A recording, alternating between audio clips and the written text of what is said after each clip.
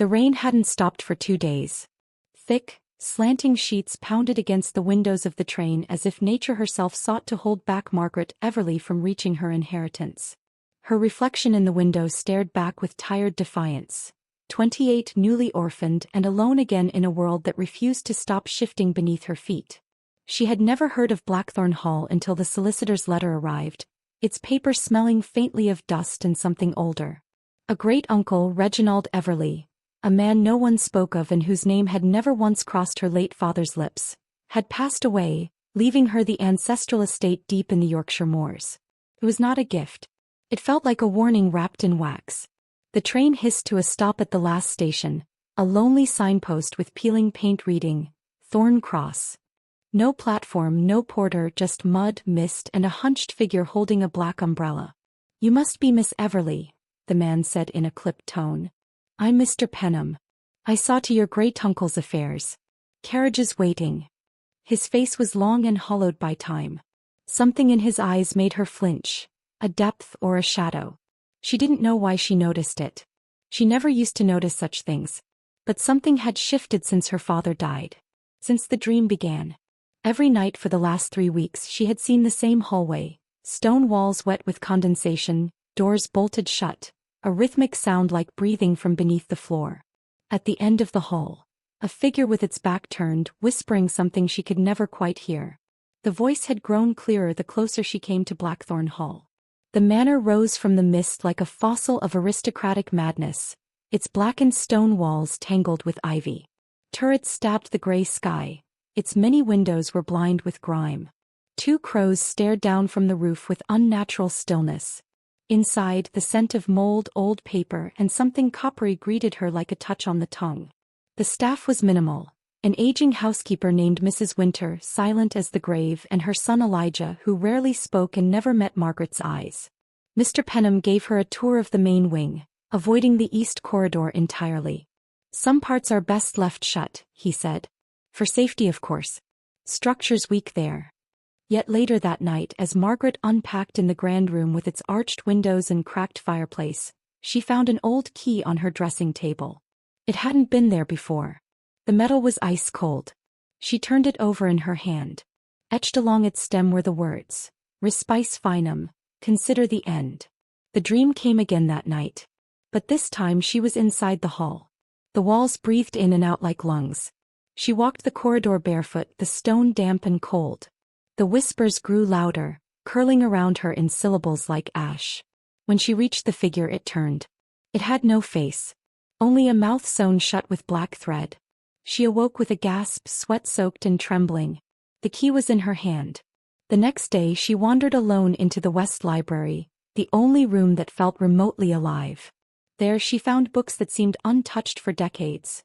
Volumes of ancestral records, occult texts in Latin, and one journal, worn and brittle, belonging to a Rosalind Everley. Its entries grew increasingly erratic, filled with drawings of doorways, stitched mouths, and symbols that made her eyes ache. "They sing beneath the floors," one entry read. "And father says they are only dreams, but I saw her. The Hollow Sister." She walked the east wing. Margaret closed the book and stared at the sealed double doors leading down the forbidden corridor. The house had shifted again. The air grew colder near that part of the manor, as though it exhaled a separate breath. And then she heard the knock. 3 sharp raps from the other side of the east door. She wasn't imagining it. Mrs. Winter had said nothing lived beyond that hallway. That it had been shut since 1904. But something had just knocked. From the inside. End of part 1. What breathes behind the east wing? And why has it waited over a century for her? The east wing door hadn't moved, and yet the knock still echoed in Margaret's bones. It wasn't the kind of sound one forgets. It had rhythm, intention. As if someone or something had waited for her to arrive before calling out from behind those long-closed doors. She stood before them in the dim candlelight, key in her fist. It pulsed with a coldness that felt almost alive. "Elijah," she said quietly to the air, half hoping the silent young man would appear. But the corridor behind her remained void of sound, save for the creaking breath of the old house. She stepped back. The door remained still. No handle. Just 2 wide oak panels that met in the middle and a keyhole dark as an unblinking eye. Her dreams that night did not wait for sleep. The corridor came again. This time she wasn't walking. She was being dragged. Her fingers left streaks of blood across the stone floor. The figure at the end no longer whispered. It screamed with a voice buried under soil, its face still sewn shut. And behind it, another. She woke to find the journal of Rosalind Everley now lying open on the chair near her bed, on a page she did not remember reading. They call her the sister in the hollow. She waits for the bloodline. Father said he locked her away, but I hear her. We all do eventually. The next day Margaret demanded the truth. She cornered Mrs. Winter in the morning room. The old woman stood facing the rain-blurred window, her hands shaking faintly. Why was the east wing sealed? Margaret asked. Don't tell me it was structural. Mrs. Winter turned slowly. Her eyes were cloudy with age but not fear. She had none left. It was Reginald who closed it. After what happened to his sister Rosalind. After she woke the hollow sister. Margaret blinked. You mean the girl who wrote the journal? She was more than a girl. She was marked. The dreams. The whispers. They start in bloodlines that touch the hollow. Your father's blood, miss. And now yours. I don't understand. Mrs. Winter stepped closer. You mustn't listen to the knocks. That corridor leads to a place that isn't on any blueprint. The hall beneath the hall. Rosalind thought she could enter it and find the voice that plagued her. But she let it in instead. Margaret looked down at the journal in her hand. The ink had begun to smear, though she hadn't touched water. Where is Rosalind now? There was a long silence. No one knows, said Mrs. Winter finally. She walked into the corridor in 1904. And she never walked out. That night the key began to hum. Margaret lit a candle and crept from her room. The house felt wrong. The halls stretched longer. The windows reflected things that shouldn't be standing there. The east wing door stood silently ahead, still sealed, and yet behind it faintly she heard music. A music box. Playing slowly. She inserted the key. It turned too easily. The lock gave a sigh like an old man dying. The door opened inward with a sound like breath escaping lungs long buried. Cold air rushed out to meet her, and with it the scent of ash, rust, and something floral, dried roses left too long in the dark. Candle in hand she stepped across the threshold. The east corridor was utterly untouched. Dust clung to the walls like skin. Furniture covered in sheets lined the walls. Portraits turned to face them. All the clocks were stopped. The breathing sensation grew stronger. At the end of the corridor was a stairwell that curled downward. As she descended, the candles sputtered but did not die. The walls were lined with more portraits, but these had no names, only black eyes scratched where faces once were. Her breath began to fog. The corridor was getting colder the further she went. Then she heard it, a whisper, a true voice this time not dreamlike or imagined. Margaret. She froze. It came from a door at the end of the descending passage, locked with iron bars. Unlike the other doors, this one was chained shut with rusted links and sealed with a melted wax sigil she didn't recognize, except from the journal. It was the symbol Rosalind had drawn again and again. A voice rose again, more urgent. Let me out, it's so cold. Margaret gripped the journal tighter. It trembled in her hands. She turned and fled. As she climbed the stairs, the walls seemed to breathe faster, the whispers echoing now from every direction. Some weeping, some laughing, one chanting in a language older than the house. She slammed the east door behind her and twisted the key back out of the lock. And as soon as she did, the corridor was silent. Until she heard one final sound. From behind the sealed door, a single, deliberate footstep. She collapsed in the West Library, breathless, clutching the journal. A new page had appeared, in Rosalind's handwriting but fresh, the ink still wet. You opened it. I warned myself. I warned you. She's almost free. And below it, a single word written in crimson. Run. The storm outside Blackthorn Hall had turned biblical. Rain no longer fell, it struck. Thunder broke the night like a wounded scream, and the wind howled with the voices Margaret now feared might not be her imagination. She hadn't left the West Library since fleeing the corridor. She had locked the doors, pushed a dresser against them, lit every candle she could find. But nothing held back the cold. Nothing kept out the dreams. She dozed sometime near dawn. And woke to find Rosalind's journal missing. Only one thing lay in its place. A photograph. Black and white. blurred at the edges. It showed the east corridor in pristine condition. The iron door open, stairs visible, and standing at the threshold, barefoot and wild-eyed, was a girl in a nightdress. Rosalind. But it wasn't the girl who frightened Margaret. It was the shadow behind her. A shape too tall, too thin, with a face scraped into a smooth, eyeless oval. And behind its stitched mouth, something pressing against the threads from the inside. She ran to confront Mrs. Winter. Found her in the kitchen, hands trembling as she traced something into flour on the counter.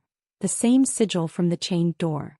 Rosalind opened it once, the old woman whispered. Same as you. She heard her name called just like you did. The Hollow Sister only needs a name and an open door. Who is she? Margaret demanded. What is she? Mrs. Winter looked up. Her eyes were wet with something not quite tears. No one knows where she came from. Only that she was the twin Rosalind was never meant to have. Born silent. Buried. But the house never forgot. Some say she was the price the Everleys paid for their wealth, their visions, their insight. She leaned closer. She is memory made rot. Flesh that never belonged. A hunger that took shape. They thought burying her in the foundations would keep her quiet. But stone breathes. Blood remembers. Margaret recoiled. You're saying they murdered a child? She was not a child. Not truly. That night the house changed. Doors opened without sound. Windows vanished. Paintings began to depict scenes from Margaret's own life. Her childhood bedroom, the orchard where she scattered her father's ashes, the train she arrived on. And in every one, a figure in the background just at the edge of focus. The Hollow Sister was watching. Closer now. Inside the house and inside Margaret's mind. She began to hear things even when awake. The tapping. The whispering. A soft voice that always said her name in a way that turned it unfamiliar, like a curse or an ancient word. Margaret. She found Elijah by the servants' stairwell, pale and shaking. He refused to look at her but thrust a box into her hands. Small, carved with Everley runes, sealed with pitch. Inside, a length of black thread, a needle and a second journal. One not written by Rosalind. It was Reginald's. The girl should never have spoken. I told her not to say the name aloud. Once it is spoken she can slip through the veil. The sister is not dead. Not in the way mortals die. She waits in walls, in stone. She eats memory first, then voice, then body. Margaret kept reading faster now. Rosalind made a bargain. Thought she could trade one soul for another. But the sister only takes. She stitched her own mouth shut when she realized too late. Thought it would keep her from saying the sister's name again. But the house knew. The house heard. On the final page. The name is not to be spoken. But written is enough. Margaret turned the page and saw, scrawled in a jagged red ink, a single word. Eldrith. She gasped, and the floor beneath her groaned as if alive. That night the dream changed. She stood before the chained door once more. But this time she was not alone. Rosalind stood beside her, hollow-eyed and gray-skinned. Her lips were sewn shut, but her hands moved quickly in the candlelight, forming a shape, a gesture Margaret understood without knowing why. Don't let her out. And then Rosalind turned to ash. The chains broke one by one. The door swung open. From the darkness beyond, the Hollow Sister stepped forward. Slow, deliberate, the thread still stitched across her face but straining, pulsing. A hiss escaped between the seams like breath from a crypt. Margaret woke up screaming. The journal now lay open at her feet. The last page was blank, except for a new message. Come to me, sister. At midnight she stood before the east wing again. This time she brought salt. Candles lit with her own blood. Old rites she'd read in Reginald's books. The door opened before she touched it. The house had already decided. The door was already open. Margaret stepped into the east corridor for the last time, candle trembling in her hand, blood-salted iron clutched in her coat pocket. The air felt thinner here but heavier, as though the very space had thickened into shadow. Behind her the doors shut of their own will. Before her the stairs wound downward. She passed the chained door. Its sigil was broken. Wax flakes scattered like dried skin.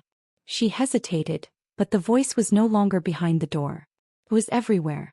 Come to me, sister. Down the stairs. Further than they should go. Deeper than the foundations. Until the stone became bone. The walls shifted subtly, the brick giving way to something pale, organic, like ribs pressed into plaster. Margaret didn't want to touch them, but she had to steady herself as the tunnel narrowed. Each time her fingers brushed the wall, she heard whispers inside her skull. The light dimmed, though her candle still burned. She entered a room that had never been built. A chapel rotting and sunken far below the house. Candles flickered on their own. There was no ceiling, only black, endless stone above. In the center of the chapel stood a mirror, cracked but whole, framed in the same symbols from Rosalind's journal. Margaret stepped forward, drawn. Her reflection blinked. She hadn't. Then the mirror opened. Not shattered. Not broke. It peeled like paper soaked in oil, revealing not her reflection but herself or another self, emerging from the dark. And behind that shape, Aldrith. The hollow sister stepped forward, her stitched mouth trembling with anticipation. Her presence was wrong, her shape didn't move like flesh should. She bent the air around her. Her fingers were too long and her hair moved like it was underwater. When she opened her mouth, the threads tore. She screamed not with sound but with memory. Margaret was on the floor. Her childhood. Her grief. Her loneliness. The pain of never belonging, of never being seen. All of it played across her mind like a theater set aflame. The voice in her head was her own. But twisted. Wounded. Hungry. I was buried for you. I was erased. You got the breath, the light, the voice. I got the stone, the cold, the silence. Aldrith, Margaret whispered, the name tasting of ash. The hollow sister shuddered. Something cracked in the air. The walls bled from their seams. You are not me, Margaret said through her tears. You are what they feared. What they threw away. You are the price of their guilt. Aldrith stepped closer, now face to face. Her mouth stitched anew but pulsing beneath it, with hope. With desire. We can be whole again. The mirror still stood. Inside it now was Rosalind. Hands pressed to the glass, silently mouthing don't. Her mouth remained sewn shut. But tears streamed from her eyes. She shook her head. Margaret stepped back. The needle and thread in her pocket burned with cold. He suddenly understood. This wasn't about reunion. It was about replacement. The hollow sister needed a living soul to wear like a coat. And the house, built on blood, walled with memory, had finally given her one. I'm not yours, Margaret said. Aldrith tilted her head. Margaret lifted the thread. Held the needle over her lips. The hollow sister hissed. A high, bone-piercing sound. She backed away. Margaret took the needle, and pressed it to her lips. You took their silence. Now I give you mine. 1 stitch. 2. 3. With each loop through her flesh, something changed in the chapel. The walls screamed. The mirror shattered inward, pulling Rosalind through into the space, no longer trapped. Aldrith lunged. But Margaret, mouth sealed, held up the iron sigil, forged from the melted key and blood. A name was no longer needed. Only a boundary. With a final shudder, the chapel collapsed inward, not physically but in memory. The hollow sister's shape bent, screamed, and unraveled like smoke in reverse. She was being pulled back into the house's ribs, into its roots, into its birth wound. Rosalind reached for Margaret, held her tightly, then whispered something wordless into her ear, and disappeared. She awoke days later in the West Library. Elijah and Mrs. Winter beside her. No east wing remained. The corridor was gone, as if it had never been built. As if it had never wanted to be remembered. But Margaret remembered. Her lips had healed. But she never spoke the name again. Weeks later she buried the journal, the key, and the broken mirror fragments in the orchard behind the hall. A single black rose bloomed where the earth closed. The house had grown quiet. But sometimes when the wind pushed too hard against the glass, you could still hear it breathe,